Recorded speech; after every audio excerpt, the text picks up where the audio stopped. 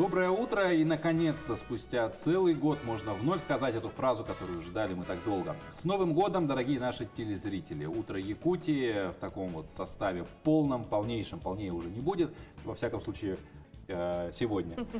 И мы, конечно, хотим встретить Новый год, как и все люди, и хотим встретить вместе с вами, конечно же. И сегодня хотим окунуться в такую, наверное, близкую многим атмосферу старины, атмосферу такого Советского Союза. Действительно, ведь всех нас Новый год, советское время, конечно же, коснулся. Возможно, кто-то из нас был совсем маленьким, кто-то был постарше, но в любом случае эти рассказы, воспоминания от родителей, от дедушек, от бабушек, ну и, конечно, та самая обстановка в доме, она диктовала свои условия, свое настроение, ну и, конечно, свои такие яркие эмоции. Поэтому такое ретро-утро Якутии сегодня, я думаю, будет обязательно в течение ближайшего часа. Ну, вообще, такая обстановка дарит определенный настрой, поэтому всех с наступающим Новым годом, хорошего вам всем настроения, доброго утра, встречайте его в нашей дружной компании, ведь именно сейчас в такой обстановке можно вспомнить, как с бабушками, дедушками что-то готовили, как праздновали, как ждали ожидания чуда под такой советской еще елкой, и все это у нас сегодня в эфире. Да, ну и забегая немного вперед, хотелось бы проанонсировать наш сегодняшний замечательный новогодний выпуск «Утро Якутии». Сегодня мы будем с вами готовить традиционные салаты, которые подаются каждый год у каждого россиянина, я бы сказала. Вспомним, кем мы были в детстве, какие маскарады мы носили, надевали, вот кем вы были. Снежинками, наверное, да? Естественно. Я не был снежинкой. Зайчиком был, наверное. Было бы странно, если бы я был снежинкой, конечно. Почему-то я не удивлена, что ты, да, не был снежинкой. Наверное, он был мишкой. Много-много всего интересного вас сегодня ждет. Мы сегодня в такой непростой ретро-обстановке. Мы находимся в ретро-музее, музее ретро-техники. И я думаю, что сегодня вас ждет удивительное путешествие вместе с нами в Советский Союз. Машина времени получается? Получается. Ну и чуть позже к нам присоединится обязательно Руслан Ачиров, потому что он с нами. Потому что после прошлого выпуска «Испытан на себе» мы до сих пор его не видели. Но обязательно он восстановится и прибежит. Непременно. Самое главное, хорошо. прибежит, ключевая фраза, да? Но я думаю, самое время уже начать, ведь наши телезрители уже ждут, не дождутся нашего ретро-утра. Начинаем подготовку.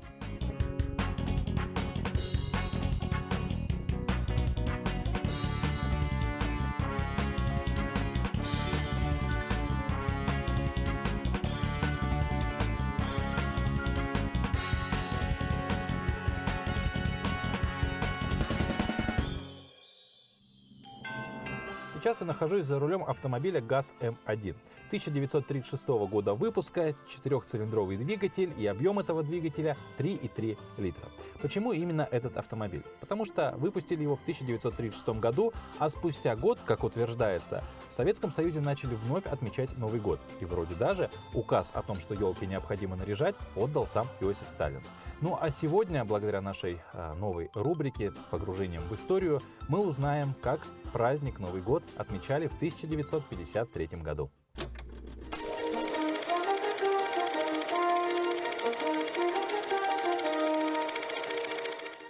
Доброе утро, дорогие телезрители! В Национальном центре аудиовизуального наследия находится более 46 тысяч видеодокументов. Среди них есть уникальные архивные съемки Восточно-Сибирской студии. В нашем фонде есть интересные киножурналы, телепередачи, репортажи и художественные фильмы, рассказывающие о жизни в стране советского периода.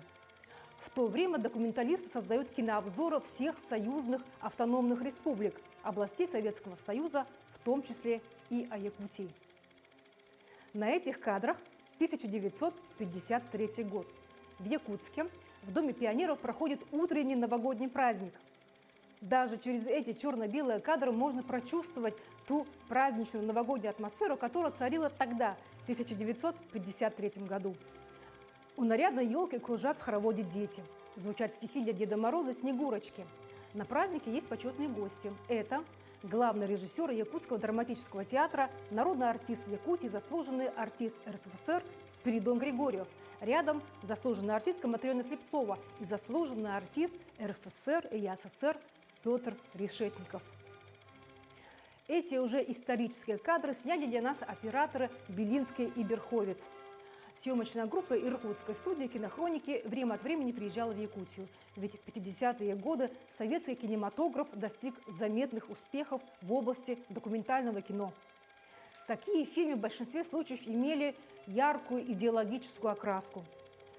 Кинокартины фиксировали грандиозные победы, одержанные советским народом на всех фронтах хозяйственного и культурного развития.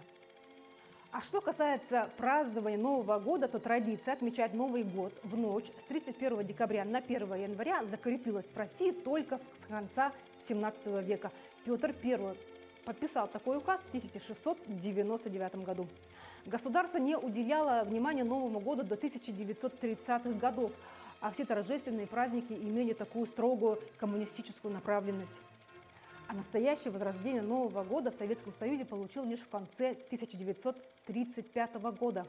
Граждане с удовольствием вновь стали наряжать елку, а в 1937 году советские дети впервые познакомились с Дедом Морозом и Снегурочкой. В те же времена Новый год стали отмечать и в Якутии. В 1938 году в Якутске было организовано первое новогоднее торжество в Русском драматическом театре. А в 1948 году 1 января официально стал выходным днем. Можно сказать, что в 50-е годы стала закладываться современная традиция празднования Нового года. В Якутии стали проводить уже более активно и, возможно, и в районах новогодние утренники, детские балы-маскарады. Сегодня, когда кино снимается почти всегда на цифру, у большинства из нас черно-белые кадры ассоциируются только с прошлым. Но такие фильмы до сих пор воспринимаются как-то по-особенному. А по красоте черно-белые картины не уступают цветным. Эти кадры новогоднего праздника 1953 года раскрывают ту уже историческую, уже, к сожалению, прошедшую эпоху и дарят особое новогоднее настроение. Национальный центр аудиовизуального наследия поздравляет всех с Новым годом. Изучайте историю вместе с нами. Ведь даже черно-белое кино обладает особой магией и дарит вдохновение. А вот и гости, да, к столу пожаловали. Да. И поэтому мы, наверное, с радостью пригласим за стол. Откроем дверь. Откроем дверь. Ну, видимо, я пойду открывать дверь, я понял. Я как бы схожу, открою дверь. Ну, кстати говоря, всегда же ожидаешь, да, гостей в новогоднюю ночь и с нетерпением ждешь их. Спонтанных гостей. Особенно, еще которые причем помогут бывает, приготовить да. тебе что-либо. Здравствуйте. Здравствуйте. Здравствуйте. Вот наш Ну, я гость. думаю, многие наши телезрители уже знают Юлию в лицо. Это наш любимый, незаменимый нутрициолог, который помогает нам готовить наши Да, полезные практически завтраки. наш рубрикант, можно Вкусные и сказать. полезные. Юля, доброе утро. Доброе С утро. Новым годом. Спасибо вас тоже. Сегодня у нас столько ингредиентов, ну, конечно, Мы несложно их догадаться. накупили и не знаем, что с ними делать. Да, несложно догадаться, что из этого Ну, выйдет. и, конечно, из этого можно сделать просто еду, можно так по отдельности все съесть. Никто не запрещает этого делать, да. То есть мясо – это мясо, да, картошка – это картошка, да. А можно сделать традиционный салат из советских времен, который мы назвали оливье. Хотя, конечно, это не оливье. Да. Ну, а есть же еще разница оливье, а есть мясной. Мясной салат. Да, скорее это ближе к мясному салату. Просто вот эта технология приготовления, которая дожила до наших времен, она начала формироваться в 50-е годы прошлого века, когда начали создавать наркомовскую книгу, вот эта книга о вкусной и полезной пище, да, но там было очень много вариантов этого блюда, потому что каждые 5 лет оно перевыпускалось, и до наших времен оно дошло просто в том виде, как, ну, вот, относительно ингредиентов, которые были на рынке. Да, это под рынок строится. То есть, Ну и- когда была колбаса, делали с была колбасой. колбаса. Когда было мясо, тогда было с Да, мясом. когда была курица, делали с курицей, совершенно верно. Когда была морковка, делали с морковкой, то есть куча А вариантов. можно ли тогда сказать что-то вот, что... Ну, вот сегодня у нас есть и мясо, и колбаса условно, и курица. Все-таки прям вот традиции традиционные. Из чего делать правильное оливье? В Якутии хорошо было бы сделать, конечно, вообще из нашего местного мяса, да, или из языка. Ну, просто язык очень подорожал, насколько я знаю, а жеребятина есть почти что у всех. Ну, многие держат скотину дома или говядину держат дома. Или можно использовать также свиной язык для этого рецепта, который не сильно дорогой в продаже. То есть получается и патриотично, как бы, и традиционно, все В вместе. принципе, доступно. И У нас доступно. сегодня, как мы видим, видимо, жеребятинка, да? Да, у нас лежит запеченная жеребятина. Она запекается при температуре 180 градусов 1 час. А просто кладете немножко специй и немножко подсаливаете, и все. Можно нашпиговать чесноком, чтобы было больше аромата. Лучше использовать розмарин. Юля, запеченную мы используем, да, мясо? Запеченное. А почему не отварное? Если вы варите мясо, в нем если вы варите мясо с углеводами, да, там происходят некие химические процессы, которые мешают усвояемости белков. Вообще исконно мясо всегда готовили на открытом огне, либо запекали. Это более подходящие рецепты. По этой причине, как бы, ну вот, запеченное. Мясо запеченное. Также еще какая технология сохраняется? Вот какой оливье должен быть правильным? Ну, я бы сказала, что его стоит заправить более облегченным видом соуса, да, в первую очередь. Ну, не выбирать просто майонезы, где очень много жира. То есть надо обращать внимание на упаковку. Я хотела сегодня показать рецепт со сметаной 15%, не успела его купить. Сейчас Новый год, и все разобрали. Мы будем делать сегодня с облегченной версией майонеза, которая продается во всех магазинах. И добавим туда для вкуса немножко зерновой горчицы обычной и немножко уксуса. Уксус можно брать любой. Юля, вот говоришь облегченный майонез, но я ни разу не увидела на упаковке майонез облегченный. То есть Ну, он легкий, майонез легкий. легкий, это, Да, это и да, есть облегченный, да, правильно? да, синоним. Ага. Нет, ну просто... Да, там просто нюансы. сравнивая упаковки, допустим, можно посмотреть содержание именно жира и выбрать тот, где просто меньше жира. Ну, вот, из кстати тех, что есть говоря, на полке. про майонез вот легкий и так далее, мне вопрос интересен, потому что есть же понятие, ну вообще как бы не понятие, а изначально так было, грубо говоря, майонез домашний, да, то есть когда он прям приготавливается непосредственно перед заправкой в салат, там яйцо, что-то еще, рецептуру не вспомню сейчас. Что с точки зрения, наверное, полезности лучше, вот самому приготовить майонез или взять легкий? Ну не говорим про прям вот. Да, насколько лучше легкий. купить майонез, это безопаснее, потому что, знаете, яйца, они долго не хранятся, во-первых. Во-вторых, на них может завестись какая-то инфекция. Вы можете профукать их, там, не помыть, короче, и получается в домашних условиях это достаточно, ну, рискованно. То есть, Слушай, пролежишь, Паша, все новогодние Ну. праздники потом дома. да. Я предлагаю уже приступить Конечно, нам конечно. к готовке, да? Давайте разберем. Тут, в принципе, надо почистить яйца. Это я. Давай. Ага, порезать мясо. Ну, Так, получается. наверное, Давайте, мужчина.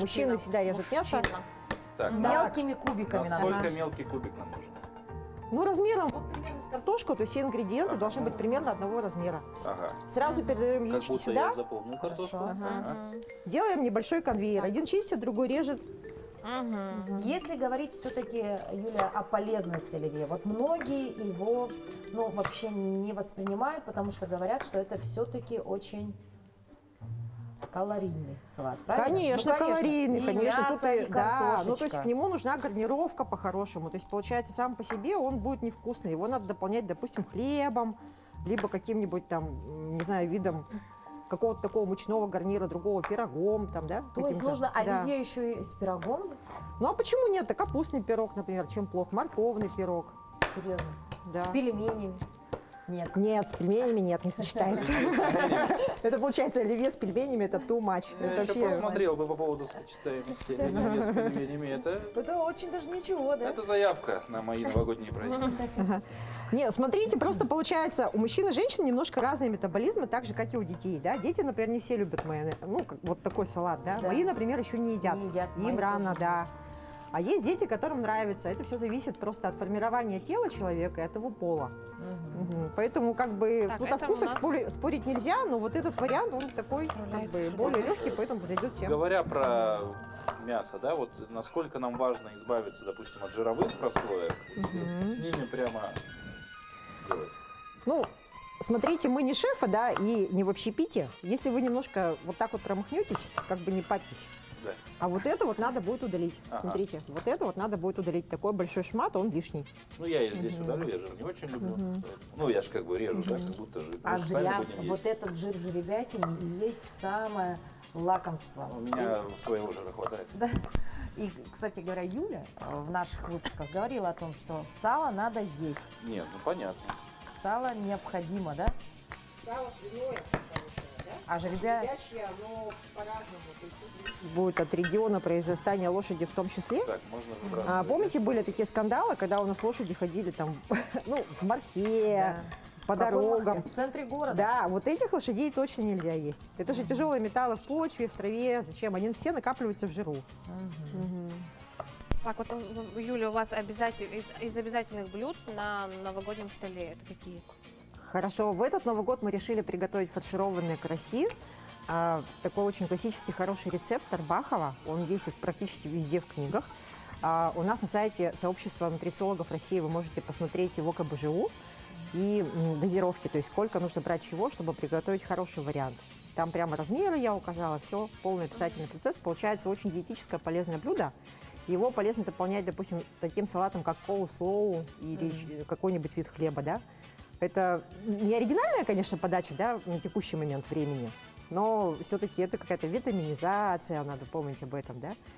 Это, получается, пониженная жирность продукта, это же, всем надо. Юля, а если, допустим, говорить все-таки о тех людях, кто старается как-то, привести свой новогодний стол ближе к ПП, вот от чего можно отказаться в оливье? Вот я знаю варианты, когда убирают, допустим, горошек, то есть либо картошку, что-то одно из них кладут. Смотрите, отказываться здоровому человеку от нормальной еды вообще не стоит. Главное не покупать просрочку, не покупать плохо упакованный товар. Про это всегда говорят на Первом канале, на Втором канале, там всегда это можно посмотреть. Есть сайты ВОЗ, где написаны маркировки добавок, допустим, там и стоят прямо ограничительные барьеры. Что можно, что нельзя. Сейчас в сфере продуктовой безопасности в России провелись очень огромные виды работ, связанные, как объяснить-то, это же техногенный процесс. То есть, когда человечество видит, что наносит ущерб самому себе, оно приостанавливает цикл производства, соответственно, выходит на рынок более безопасные виды продуктов. То есть, по сути, оливье, вот таким, каким он был испокон веков, таким и должен быть. Да, по большому счету, просто вы можете его интерпретировать под свой вкус. К примеру, если у человека есть аллергия на яйца, такое тоже иногда встречается, или на мясо, и ему, может, из-за этого не нравится вкус оливье, ему просто стоит сходить, к примеру, к аллергологу, да, или сдать общий анализ крови. Проще заменить салат на столе. Да, либо поменять другой салат, да. Самое главное, чтобы обязательно был белок. Без белка вообще нельзя. Так, я думаю, картошечка у нас. Давайте, она поспела. Горошечек, картошечка. И вот интересно, я никогда не пробовала с горчицей, да? Да, вот соус сейчас будем открывать для себя новый. Паша, у меня лишнее яйцо, не желаешь? Вот сюда просто. Этот вариант оливье мы готовим дома. Для нас это вообще просто, потому что эту зерновую горчицу я для себя открыла очень давно. Она очень бюджетная и подходит ко многим видам блюд. С ней можно запекать, ее можно добавлять в соусы. Она такая бюджетная, классная, ее можно перемешивать чем угодно и как угодно, и запихивать, и намазывать, и всякое разное. Это же классно. И есть сырой. Да, есть сырой. Аппетитно, да? Мы, кстати, такую горчицу на огороде выращиваем. Это не домашнюю уже съели, а так это. А что насчет уксуса? Ты добавляешь, допустим, огурчики, да? Это уже уксус. А горчица, она же тоже на основе уксуса. Да ничего страшного, он же разбавленный. Это уксусы, они бывают разной крепости, это же не говорится о том, что нужно брать концентрат, эту эссенцию уксусную. Это немножко другой продукт. Он используется больше, он производится больше для промышленных целей, да, для того, чтобы его можно было разбавить. А те уксусы, которые стоят в основном на рынке, они там 6-8% концентрации, и что? Ничего страшного. Конечно. Это полезный продукт брожения, в первую очередь. У нас замешивается. То, что мы нарезали, начистили. Для красоты еще добавляют вареную морковушку, да? Да, я не знаю, на ваше усмотрение, как хотите, потому что... Вкусовая. Я, допустим, с морковкой не люблю. Я тоже. А ты предпочитаешь все-таки колбаску или мясо? Докторскую. Докторскую все-таки, да? Да, это я вкусно. почему-то тоже. Как-то у меня душа лежит больше к оливье. А мне именно очень с понравилось колбасой. оливье с курицей. Я курицей? пробовала делать, очень вкусно. Смотрите, еще какая ситуация. Запекли вы побольше мяса, да? Запекли вы побольше яиц. Они остались, да? Упакуйте их в стеклянную или в металлическую тару, или заверните в фольгу, они будут храниться очень долго в холодильнике. Это, можно их вместо нарезки потом поесть, и все. И не париться. На завтрак утром. Или куда-то в другие блюда добавить, да? Вареное яйцо. С вареным яйцом получается замечательный бутерброд. Как вариант. А слайсами порезать жеребятину на хлебушек, и вот тебе еще один. Да слайсами ее можно хоть куда порезать, хоть в другой салат, там, не знаю, с какой-нибудь пекинской капустой. Да. Поэтому самое главное правильно упаковать. Еще раз, Да. фольга, либо стеклянная посуда. И не забываем о том, что посуда должна быть удобной, многофункциональной. Например, эту тару можно использовать для салата, для запекания, для подачи гарнира. Стоят такие формы от 600 до 800 рублей. То есть не приносят никаких дополнительных затрат. И то же самое, И 3 в эта одном, тарелка, можно 3 в одном, да. Тут можно подать салат, второе, карася, Хлеб. как хотите. Да. Мгм. Ну что? Жеребятина. Жеребятина, да. С яйцом.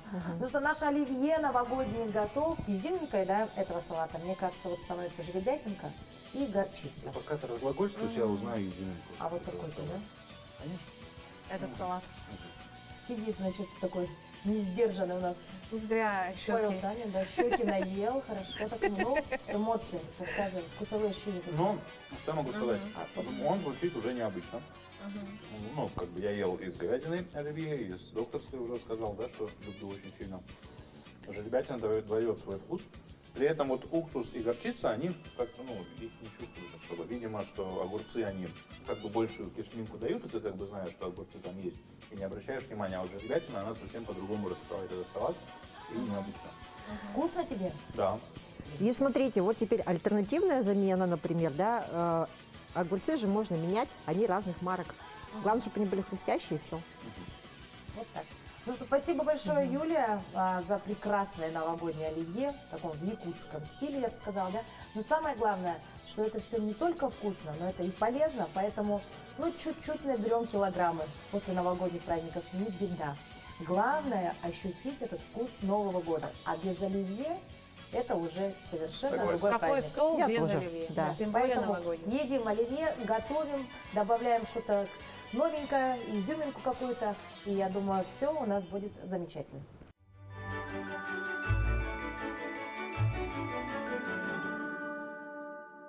А прямо сейчас мы переносимся с вами в детскую. Точнее, в советской квартире это была скорее общая комната, где мамино трюмо соседствовало с детским стульчиком и кроваткой. Здесь мы видим и мишек, и школьную форму. Разве можно представить советское время без такой школьной формы? А плюшевый медведь был, по-моему, спутником каждого маленького ребенка. Ну, конечно, санки. Какой Новый год без санок, без зимних игр? Ну и теплая одежда. Кто не помнит шапку-ушанку, бабушку, которая тебе надевает валенки, трое штанов. Да, это настоящее советское детство. Вот такое вот настоящее советское детство. С шапками, санками, веселое, бодрое, морозное. И, конечно, когда общая комната наполнена всей семьей и радостью. Это настоящая мечта, новогодняя мечта каждого советского ребенка. Столько игрушек. Здесь все, о чем только можно было мечтать, и даже о чем нельзя было мечтать. Ну, вот такую коляску я в себе с удовольствием завела, потому что она практически как для взрослого ребенка. Ну, мальчишки, конечно, мечтали о велосипедах, ну, а девочки о куклах. Куклы просто потрясающие. Здесь представлены, правда, импортные куклы того времени, которые можно было достать, наверное, только по большому дефициту. Это фарфоровые куклы в настоящих старинных нарядах, с мягкими телами, с ручками, которые двигаются. Конечно, советские дети о таком могли только мечтать, ну и только высокопоставленные родители могли себе позволить. А я воспользуюсь случаем, покатаю коляску. Здорово, правда, катается. Можно представить, что так и было. Ну а здесь уже советские игрушки, настоящие советские, которые были, не у каждого, конечно, но у многих, потому что это были большие куклы, на которых можно было шить платьица, играть в больницу, можно было ее переодеть и поиграть в дочки-матери, а можно было нарядить принцессой и представлять, что она твоя компаньонка. Вот такие настоящие советские куклы тяжело расчесывались, но зато мы все мастерили им чудесные прически. Дальше мы увидим пупсиков. Ну кто может представить свое детство без пупсика, которого можно было купать, который, некоторые даже пищали, да, некоторые выпускали воду, некоторые плакали, но это была уже совсем редкость. В основном у нас были обычные пупсики. Ну и, конечно, герои мультипликационных мультфильмов. Карлсон, клоуны. Это все, что мы видели тогда на экране. Замечательные советские мультики воплощались вот в таких вот, пусть не всегда немножко неказистых, но таких любимых героев, игрушек, которые играли малыши. Сверху мы видим машинки, которые катались на веревочке. Разве можно не вспомнить хоть один мультик, где мальчик не катит что-то за собой за веревочки, тянет настоящую машину, представляя себя настоящим водителем? Ну и здесь, конечно, пирамидки. Пирамидки до сих пор популярны, сейчас они видоизменились, но здесь вот можно увидеть советский вариант, замечательная, пластиковая, мягкая, но абсолютно безвредная для детей. Ну и, конечно, внизу это наши плюшевые мишки. Вот плюшевый мишка – это, наверное, просто потрясающе. Я даже могу вспомнить одного, которого храню на протяжении, насколько говорят родители, он появился еще раньше меня. То есть ему больше 30 на много лет. Вот такие вот замечательные игрушки. И все это было настоящей фантазией каждого ребенка, потому что вот такой подарок получить в Новый год, исполнить мечту, это было настоящее новогоднее чудо.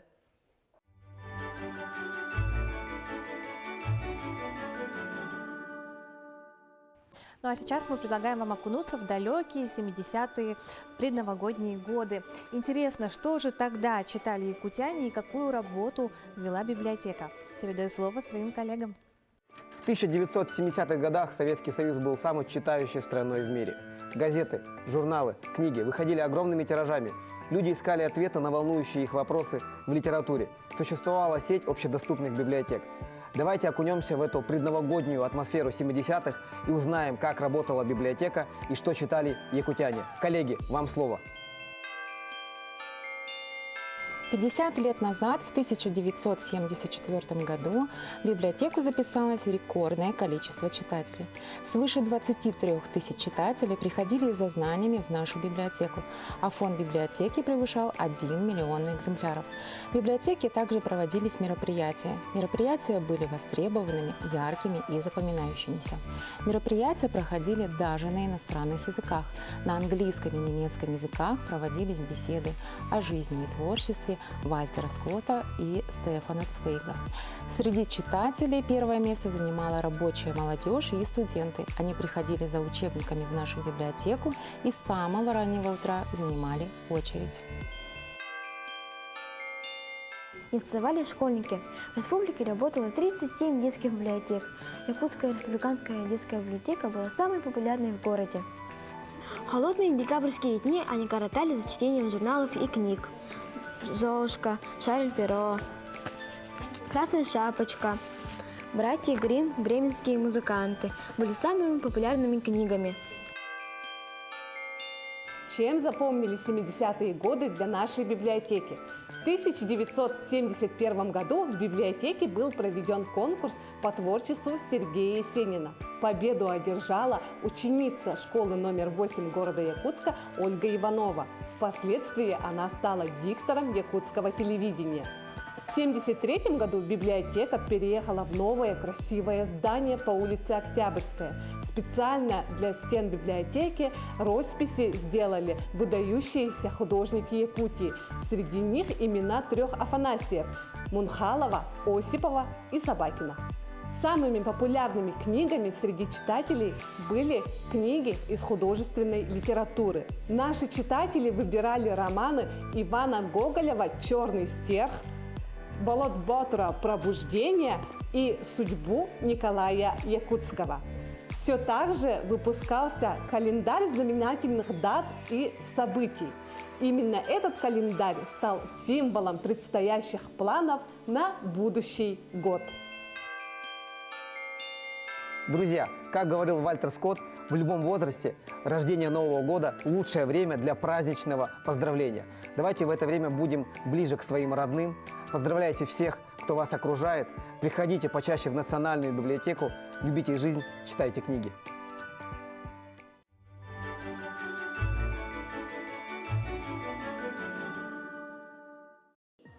Самое запоминающееся это был Новый год во Дворце детского творчества.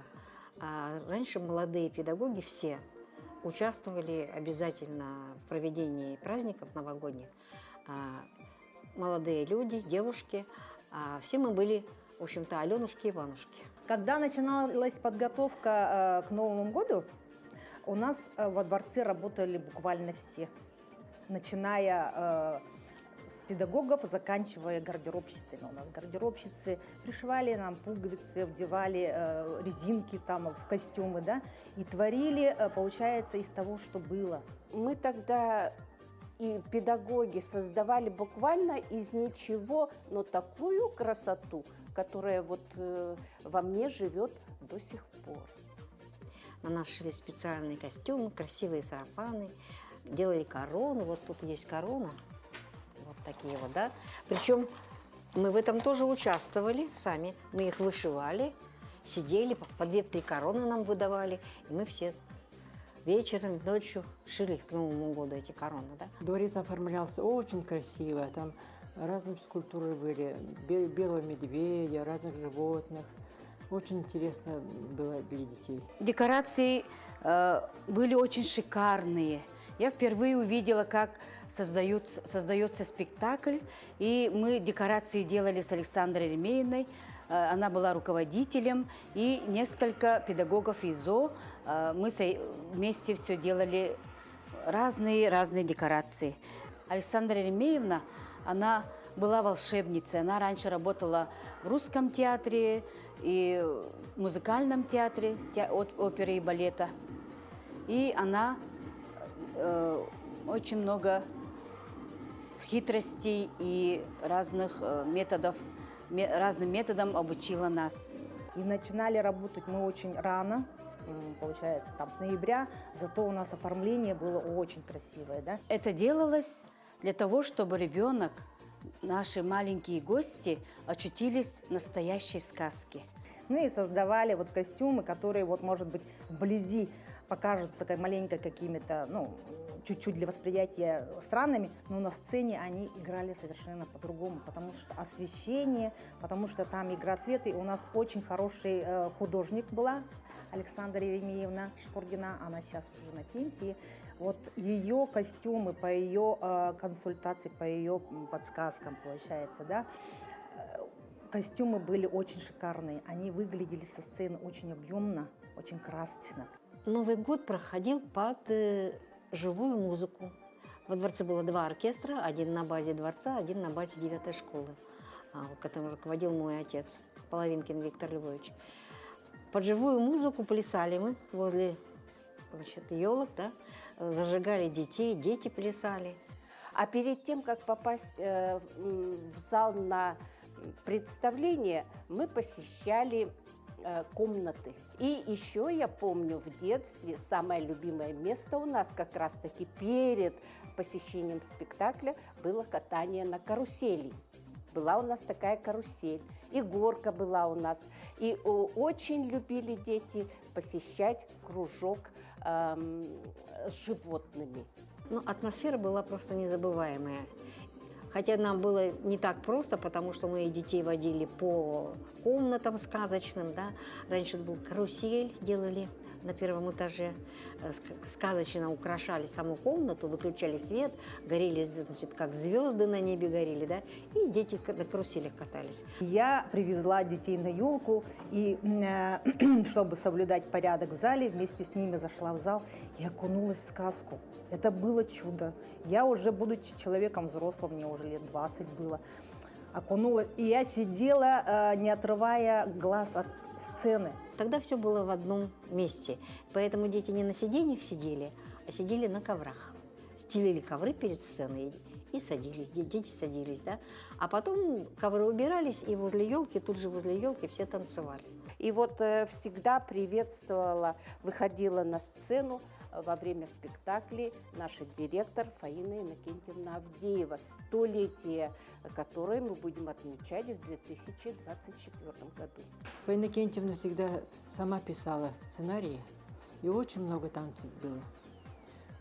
Она любила очень свой край, и были очень много на якутскую тему танцы. Зайчики, зверушки прыгали вокруг Бай-Баяная, харчаны. Всегда у нас были такие герои, как Бай-Баянай, Аналахчин. Все эти вот огни, декорации вообще такие, в которых я даже вот частенько с отцом ходила в театр, да, таких даже декораций не было вот в Большом театре, не в Большом, в нашем музыкальном театре, да. По сей день мы продолжаем то, что Фаина Иннокентьевна заложила в дворцовской елке, да, и до сих пор дети танцуют и смотрят спектакли. С Новым годом! 2024 год в нашей республике объявлен годом детства. Это год столетия уважаемой нашей Фатие Иннокентьевны Авдеевой. В России это год семьи. Желаем всем здоровья, счастья и мирного неба. Помашем.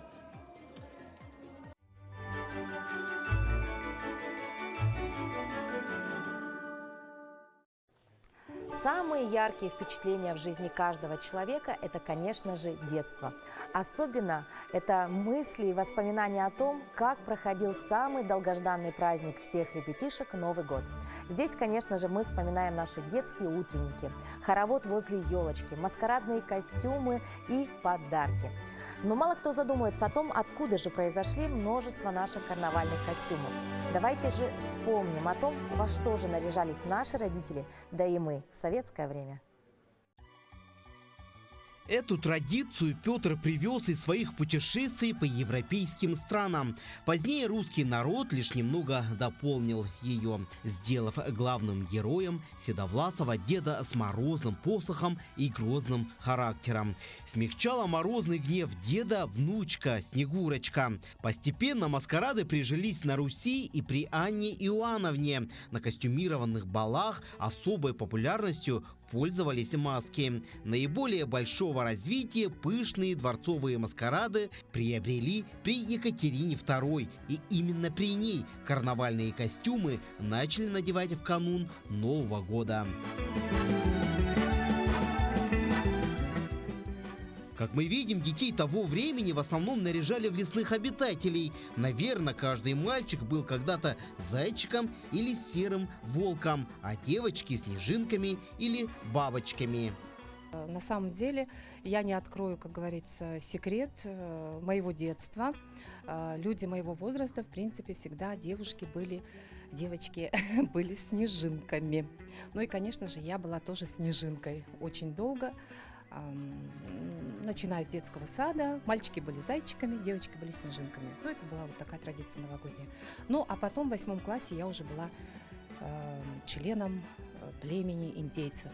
Вот такая эволюция случилась в моей школьной жизни. Именно в плане маскарадных костюмов. Да и, пожалуй, каждый, кто родился в СССР, вспомнит хоть одну такую маску, как Чиполлино, Деда Мороза, Волка, Бабы-Яги и даже Кощея Бессмертного. Ну, я в детском саду, помню, был клоуном, и у меня вот нос такой из упаковки, ну, киндер-сюрприза же был в то время. И еще я был Маугли, и за мной бегали вот стая волков. И в начальных классах я был тигром, и помню Кощей Бессмертный. И бумаги вот налепили, чтобы было видно, как кость. Папа одноклассника был зуботехником, и он сделал вот как настоящие человеческие кости из гипса. Как-то было правдоподобно в то время, и он, по-моему, занял первое место. А уже в 90-е с приходом в страну диснеевских мультфильмов утренники заполонили русалочки, Зора, персонажи комиксов и супергерои всех мастей. В детстве мне очень нравились красивые нарядные платья, поэтому я всегда хотела быть снежинкой, либо какой-нибудь принцессой.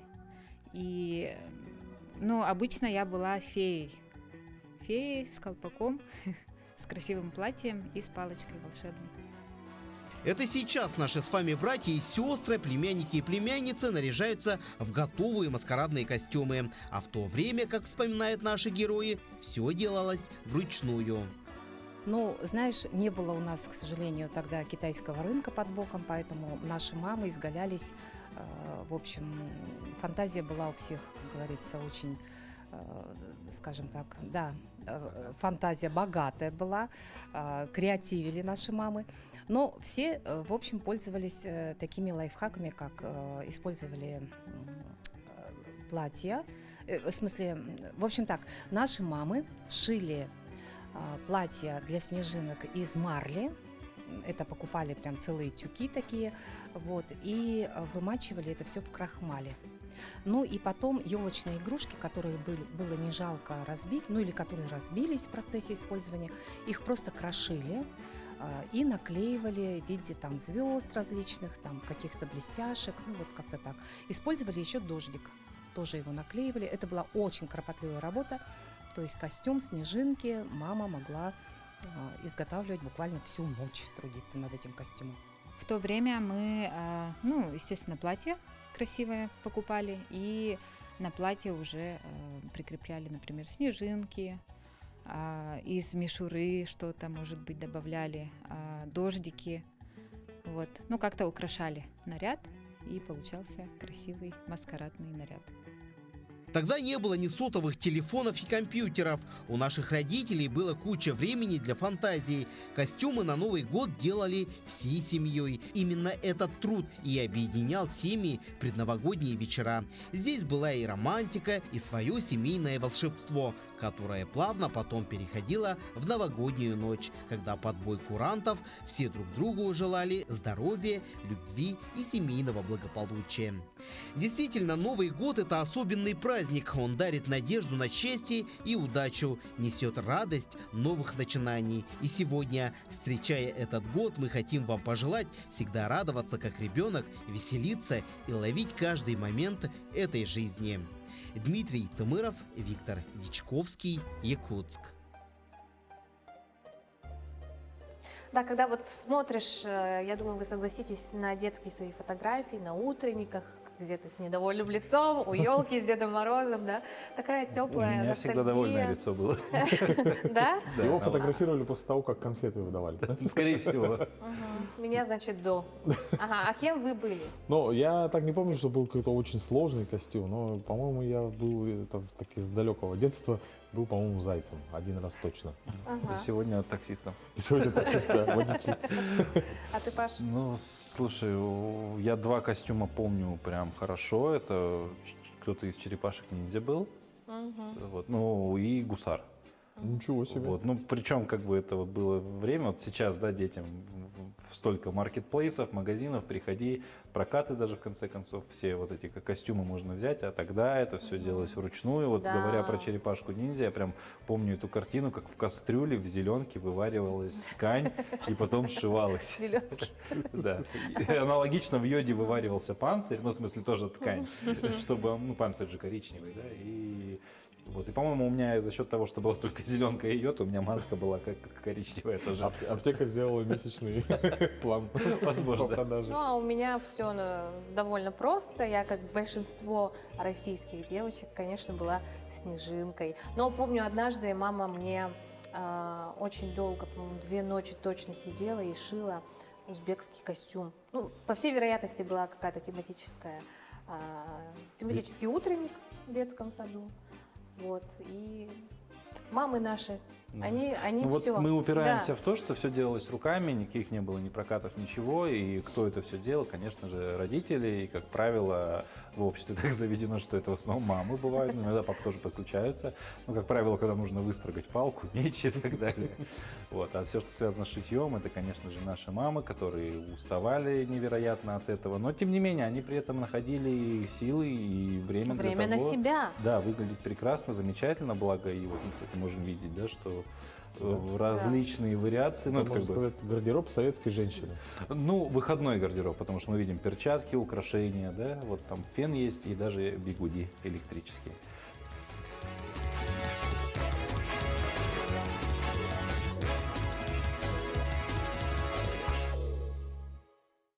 Дорогие друзья, доброе утро! Меня зовут Дарья Габышева, я персональный стилист.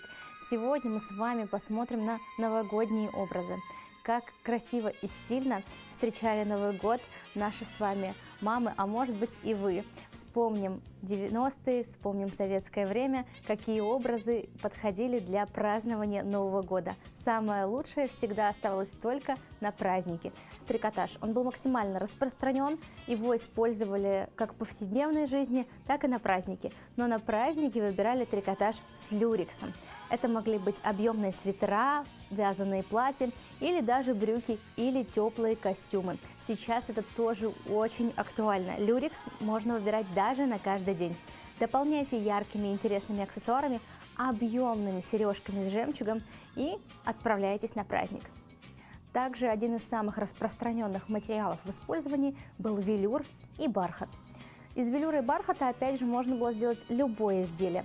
Но самое грандиозное – это всегда, конечно, платье. Вечернее черное платье – идеальный вариант для празднования не только Нового года, но и других мероприятий. Я рекомендую дополнить красивыми, интересными аксессуарами. Например, цветок сейчас очень актуален. Также к бархату отлично подойдет жемчуг, металл. Ну и, конечно, не забываем, что это год дракона. Будет здорово, если вы выберете зеленые камни. Такие материалы, как шелк и атлас, также использовались очень часто. Мы с вами знаем, что это белевая эстетика, и такие вещи очень здорово будут смотреться в более вечернем образе. Но в то время такие топы носили, сочетали совершенно разными юбками, пиджаками и жакетами даже на каждый день. Что бы я порекомендовала добавить к этому топу? Здесь можно все. Вы можете добавить брюки из пайеток, можете добавить, опять же, из такой же фактуры совершенно брюки. К такому топу сверху можно добавить накидку. Она может быть, опять же, из плотного бархата или из другого материала, который вам нравится. Серый цвет – это новый черный. Сейчас в сером можно ходить как в будни, так и в праздники. Что стоит добавить к серому цвету? К серому цвету можно добавить яркие акценты. Это могут быть яркие, интересные колготы, это могут быть очень интересные яркие босоножки, возможно, со стразами или с другими дополнительными акцентными деталями. В данном топе у нас с вами открытая рука. Такой топ будет красиво смотреться в высоком градусе мероприятий. Например, если вы будете отмечать корпоратив в театре или в красивом ресторане. Твид – один из самых исторически интересных материалов, которые внедрили в гардероб девушки еще со времен Коко Шанель. И, конечно, каждый год данный материал трансформируется, по-разному внедряется в модные просторы.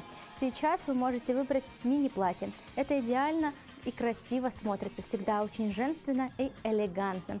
Здесь, конечно, идеально будет смотреться жемчуг и туфли-лодочки, но вы можете проявить фантазию и добавить что-то свое.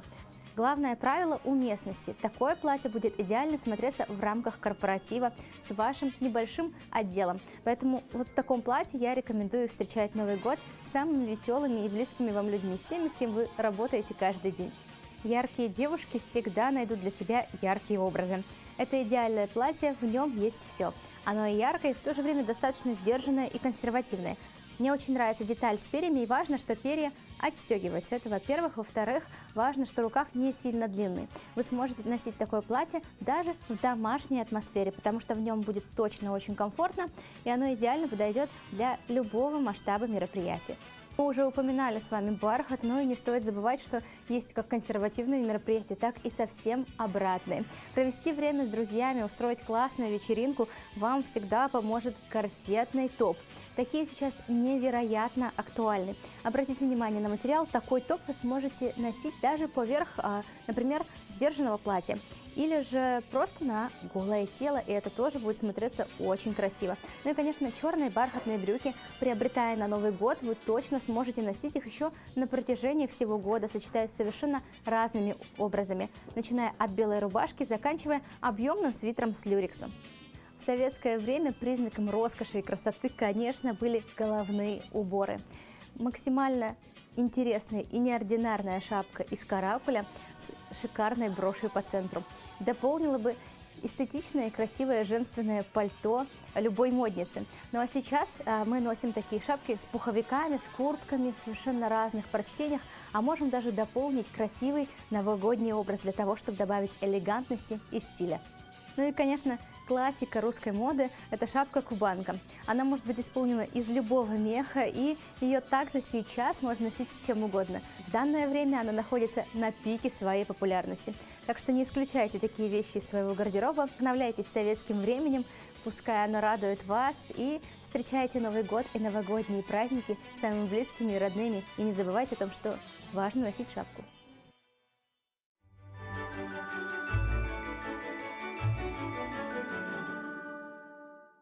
Доброе утро, друзья! Но сейчас мы поговорим с вами на очень интересную тему, а именно про советские автомобили и вообще автомобили того периода.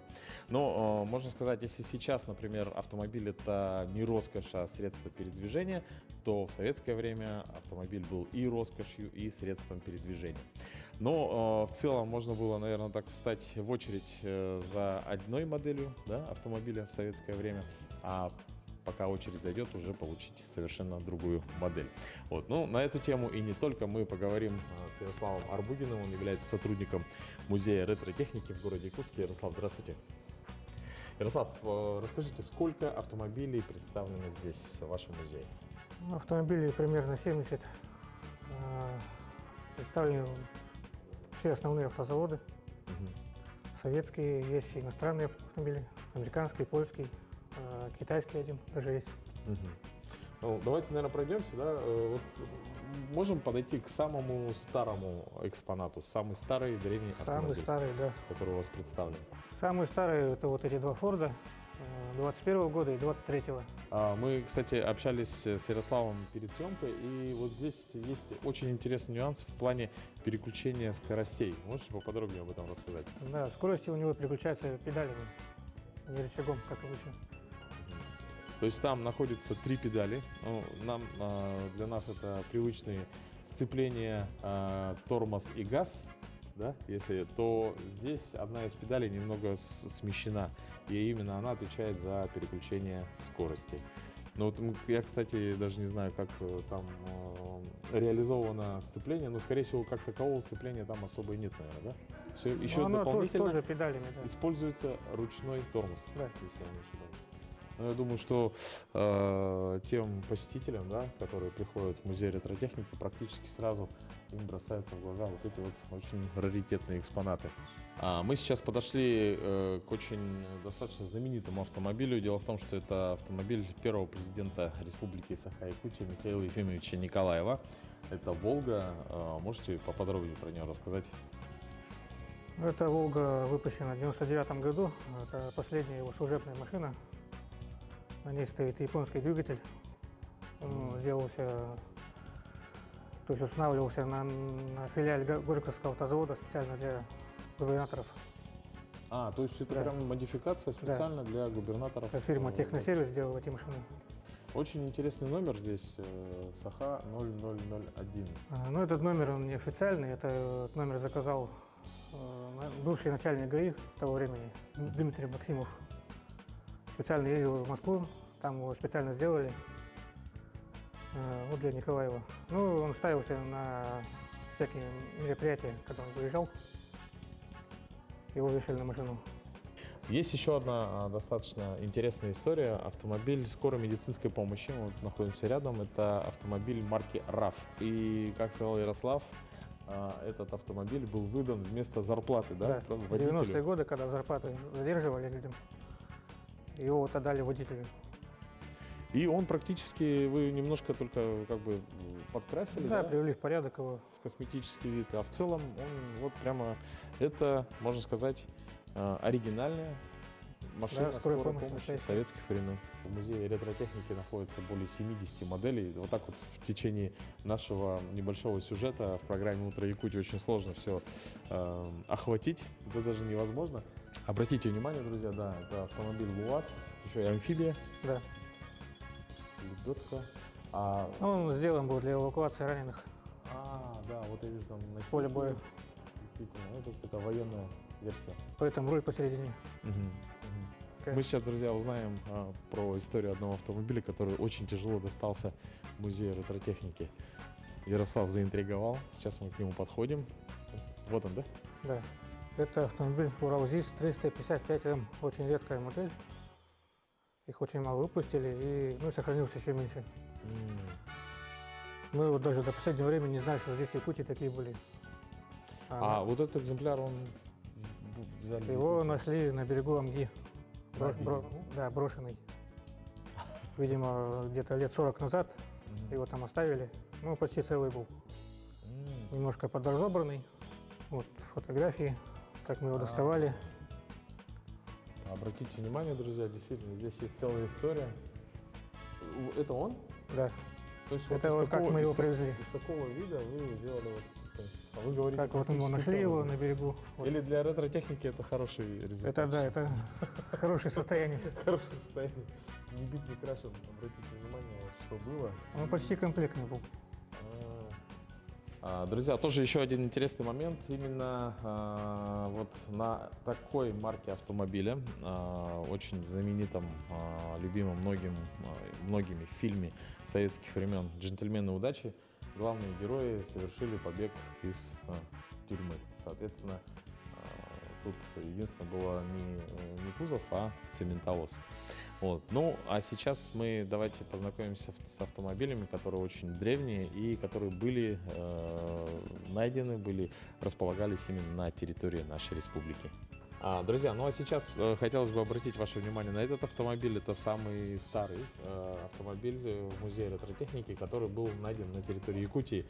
Какая у него история, Ярослав? Автомобиль ГАЗ-А 1933 года выпуска. Он был найден Конграссом Руси на бывшей перевалочной базе Якутзолота. База располагалась примерно посередине пути дороги Якутск-Алдан. Вот эта база существовала до 50-х годов, пока дорога там шла. Ну и вот эта машина, она там осталась в гараже. Гараж сгорел в 40-е годы. Машина тоже пострадала. Потом эту базу закрыли, все забросили, и она заросла деревьями. Вот, вывозили ее частями зимой. То есть по зиме, потому что летом не Потому добраться. что дороги нет, это потому что противоположный берег. То есть и тут мы видим, тоже есть канистры, немножко инструментов, соответственно, тоже все это... Да, это относится к тому времени тоже. Слушайте, ну действительно, такая история в автомобиле. А мы его подсобрали из того, что смогли найти. Пока не хватает деталей. Ну, хотелось бы поблагодарить Ярослава. И, друзья, если вы еще не были в музее ретротехники в городе Якутске, обязательно его посетите. Тут огромное количество очень интересных экспонатов. Ну и желаем всем отличного настроения. Доброго утра.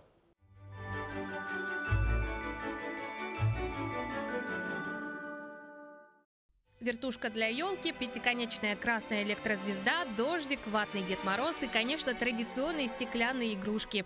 Вся эта новогодняя атрибутика знакома каждому, кто застал главный праздник советских времен. У многих якутян раритеты из СССР бережно хранятся в домашних коллекциях. Другие, если очень хочется вернуться назад, в советский Новый год, могут посетить музейную коллекцию при библиотеке в поселке Новая Табага. Мы открылись в марте.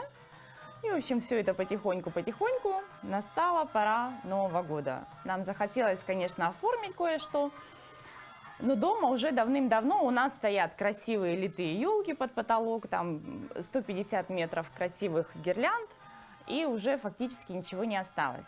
А буквально несколько лет назад я маме говорила: мама, давай избавимся от старой елки. Они дома ставили эту старую елку советскую из моего детства. И я все время ей говорила: мам, выкиньте, пожалуйста. Я купила им новую. И вот как раз в тот самый Новый год, перед Новым годом, я пришла и: мам, а ты случайно елочку не выкинула? И она мне теперь очень-очень, она мне нужна. Ну и вот так эта елка перекочевала к нам сюда.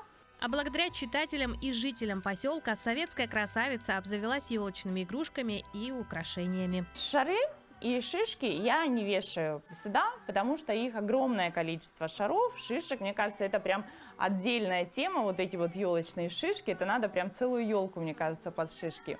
Из самого такого старенького у нас вот эти вот игрушки, которые на прищепках, но мы их уже никуда не вешаем, не достаем, потому что они не в очень хорошем состоянии, где-то сколы, где-то краска слезла, поэтому вот они у нас живут вот так в коробочке. Ну и последнее мое приобретение – это игрушки вот на эту елочку. Елочка у нас была, а игрушек не было. И если вот такие вот шары и шишки еще можно как-то, то вот эти вот пластиковые, мне кажется, они такая редкость. У одной из женщин я в объявлении нашла прям в коробочке полностью комплект с инструкцией. Ну, тоже когда-то купили, и люди не пользовались, не наряжали. Елена никогда не пройдет мимо блошиных рынков и при виде раритетных вещей обязательно приобретает что-то для музейной коллекции. В одном из антикварных магазинов я купила Снегурочку, вот это вот иркутского производства 1984 года. Она там стояла, бедняжка, я 3 дня на нее ходила, смотрела. В последний день мы пошли тоже на блошиный рынок, и там обнаружился у нас вот такой вот Дед Мороз. Я говорю: это же ее дед, он мне тоже нужен. Ну, та же самая, они даже, мне кажется, у них одно и то же лицо. того же года, той же фабрики. Да, вот они, вот такая вот пара приехала из Иркутска. Перенестись в прошлое, прикоснуться к детству руками и сделать фото на память можно совершенно бесплатно в музейной коллекции Дома культуры «Кедр» в Новой Табаге. Катерина Винокурова, Виктор Дичковский, Новая Табага.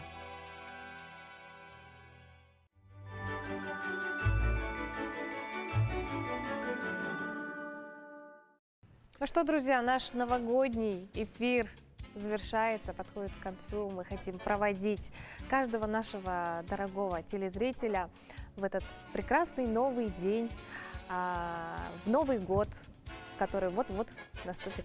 Да, мы желаем всем нашим телезрителям, чтобы новый 2024 год принес все только самое хорошее, теплое, замечательное, светлое вам, конечно же, в семье и на работе. Мы верим, что все ваши мечты обязательно сбудутся, что Новый год будет лучше предыдущего, все планы реализуются. И, конечно, начинайте утро вместе с нами. И команда «Утро Якутии» обещает, что в следующем 2024 году наши эфиры не станут менее интересные. У нас также будут интересные гости, яркие события, потрясающие сюжеты. В общем, мы, как всегда, работаем для вас. Еще больше, еще интереснее. Еще больше, еще интереснее. Поэтому до встречи в новом 2024 году. С Новым годом! А я просто присоединяюсь к своим коллегам, потому что, наверное, добавить просто уже нечего. Пожелали всего, что только можно. А добавлю простого. Пусть в вашей жизни в новом году будет много музыки. Любого характера, какая бы ни была, главное, что с музыкой всегда веселее. И закончим наш праздничный эфир мы тоже музыкой, известной, наверное, каждому песней «Лесной олень», но в исполнении наших дорогих друзей, уважаемых. коллег, ну не коллег, а друзей, коллектив «Железных дорог Якутии». Друзья, с Новым годом вас, с новым счастьем! С новым счастьем!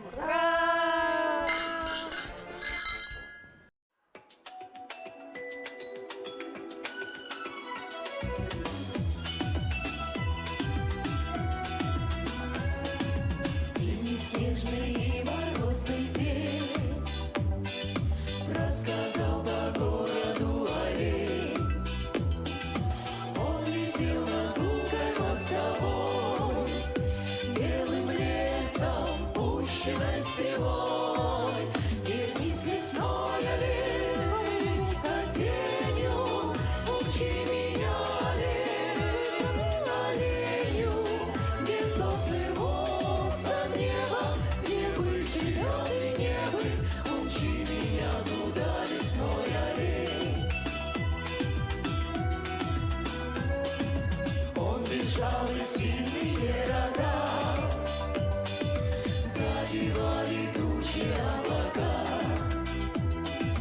и казалось, будто бы над ним становилось небо голубым. Терпит лесной олень, как тенью, учи меня, олень, оленю, где сосны рвутся в небо. Не быть живет и не быть, учи меня туда, лесной олень.